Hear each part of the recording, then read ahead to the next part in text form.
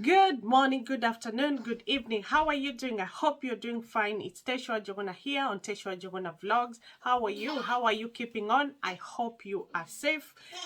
I'm here again because your wish is my command. And one of you requested I do a content between a spouse visa. Yeah, spouse. Fine. Yeah, spouse visa and fiancé visa. Which one is easier to get? By the end of this content, you'll be able to make your own judgment which one you think is easier to get. If you haven't watched the initial content that I did about the spouse visa, please check it out, and so that this one can make sense. So 10 seconds, check down below. If it still shows red, then you haven't subscribed. Guys, we are almost 900 subscribers. Hit it, hit it, hit it. Let's get to 900. Welcome back. I know you have subscribed, and we will hit 900 by the end of a few minutes after we put this content up, because you people are amazing. So with the fiancé visa, it's also called prospective marriage visa. And this visa, you have to be 18. You and your partner, the person you're getting married to, you have to be 18 years and over. So you have to be adults, yeah, to be able to qualify for this visa. Another thing, it's very important that you've met each other. So if you have your relationship started through online, so it is important that you have met each other, so that you have physical evidence that you've met before. That is very, very important. So another thing is you must be intending to live together. That's why you're given this visa. And this visa, what I've researched and seen, the visa is 6 months. So it is not a long visa. That's why you have the 6 months, so that when you come over, you are just planning your wedding or what. Yeah, it has to be your wedding. You're planning to start living together legally.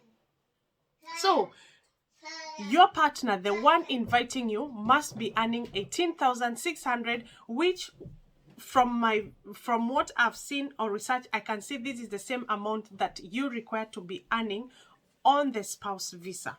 Yeah. And remember, this visa, the more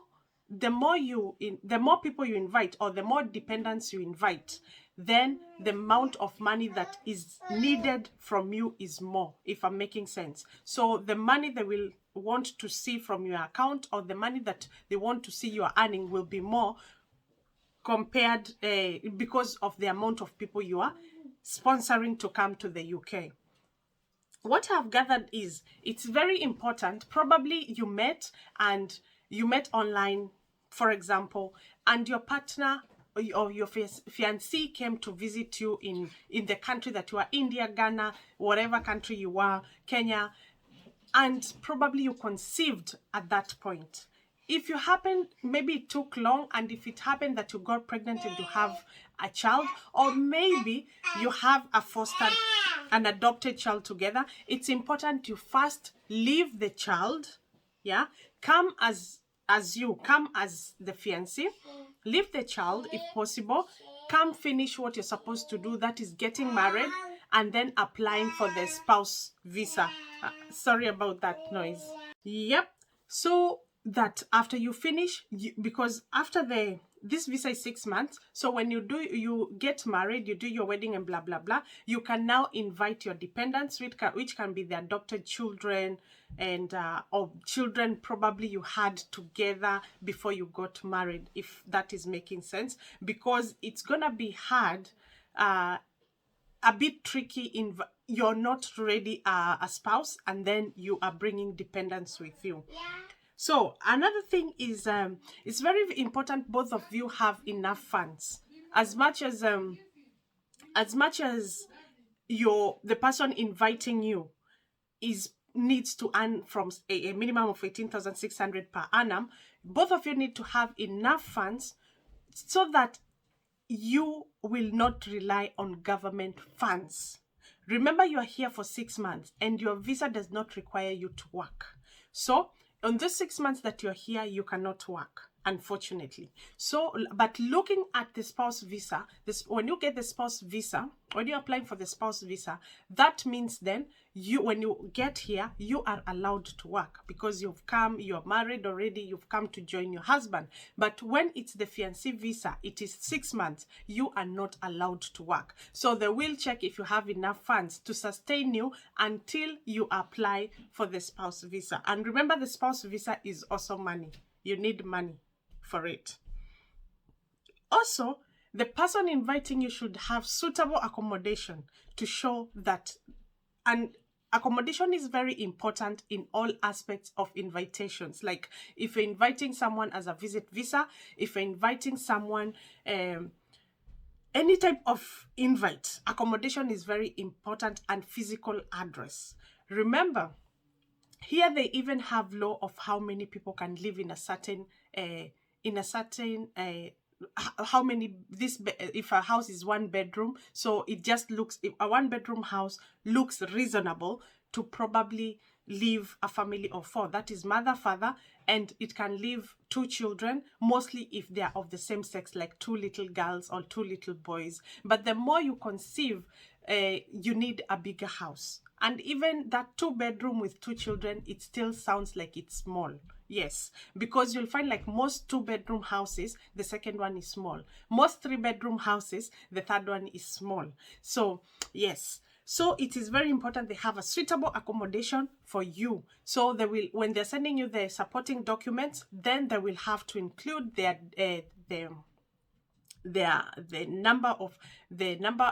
address and the number of rooms that are in their house. So that is very important. So if you look at this, you find like you find that you require more or less the same things, the spouse visa and the fiancé visa, but there is also some differences, and the differences being that you cannot work on the 6 months visa, and another one being that both of you need to show your funds, whereas on the spouse visa, one of you is enough to show their funds, because when you come here straight away, you can work.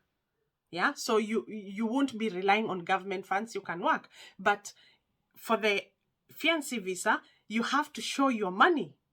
You have to show your money before you are given the visa, because they don't want you to come and start claiming, because you're not allowed to claim or live on government benefits, because you have 6 months. And remember, 6 months is like you're a visitor.